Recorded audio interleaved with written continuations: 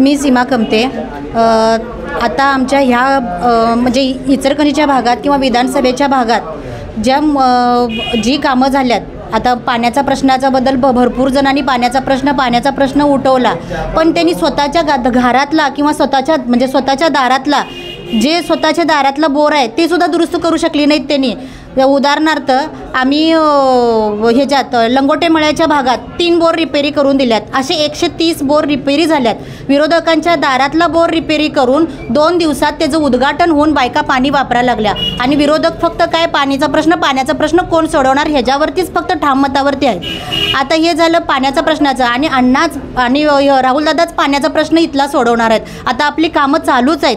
जे मोठे मोठे कुरुंदवाडपासून आणि इचलकरंजीपर्यंत जे नळे टाकायचं काम चालू आहे ते आवाड्यांच्या मार्फतच झालं आहे सगळं. आता तुम्ही सगळीजण बघू शकताय की तिथं काय खोदकाम चालू आहे, कसं नळ बदलायचं काम चालू आहे. त्याच्यावर हे पण विरोध झाला. पण आम्ही ठाम मतानं सगळ्यांना सांगू शकतोय की इचलकरंजीला पाणी आणणारं हे आवाडे कुटुंबच आहेत आणि राहुलदादाच आहेत. त्यामुळं सगळेजण भरघोस मतांनी राहुलदादांनी मतदान करावं हीच माझी विनंती आहे.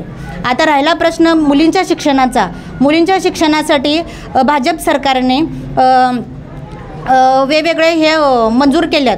आता 1,20,000 3,00,000 डॉक्टरकीसाठी इंजिनियरकीसाठी तुम्हाला 7 ते 8 लाख रुपये भरावं लागतं आहे. आता मोफत शिक्षण झालेलं आहे त्यांच्यासाठी. त्यामुळं मुलींच्याकडून पण भरघोस त्यांना साथ मिळाल्या. महिलांच्यासाठी लाडकी बहीण योजनेसाठी साथ मिळाल्या.